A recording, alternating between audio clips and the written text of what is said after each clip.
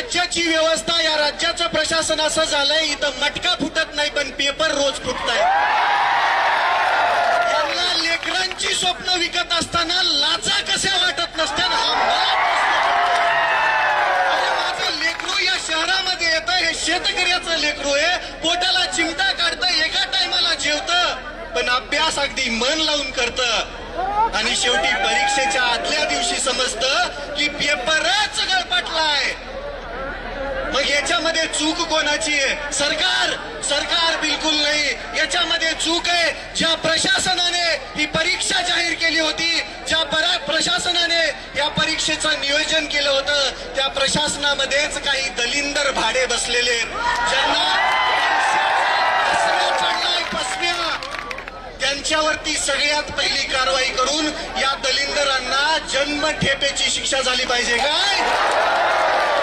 जन्मठेपेची शिक्षा झाली पाहिजे. दुसरी विनंती इथल्या सरकारला आहे, इथला प्रत्येक आयोग हा बुजगावणं,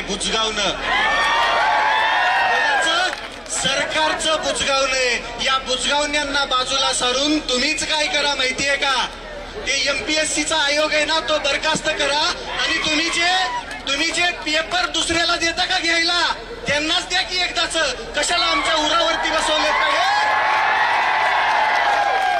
एमपीएससीची परीक्षा ऑफलाईन होत नाही तोपर्यंत हा विद्यार्थ्यांचा एल्गार असाच होणार.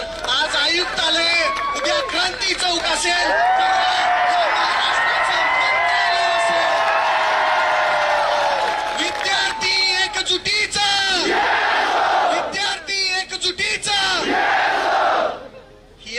क्रांतीची जागा छत्रपती संभाजीनगर. तुम्ही सर्व एवढ्या ताकदीनं इथं उपस्थित राहिलात. या सरकारच्या मनामध्ये धडकी भरायला वेळ लागणार नाही. ही एकजूट कायम ठेवूया आणि लढूया. जोपर्यंत न्याय भेटत नाही, जोपर्यंत आपला हक्क आपल्याला भेटत नाही. स्टेनोग्राफरची पदं यांनी गोठवली आहेत.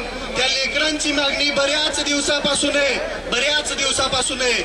माझी मुख्यमंत्री महोदयांना विनंती आहे, तुम्ही जे हे 2-4 विभाग सोडले तर सगळीकडची स्टेनोग्राफरची पदं बंद केलेली इथं ती पूर्ववत करा. लेकरांवरती अन्याय करू नका. एवढं बोलतो, थांबतो. जय हिंद.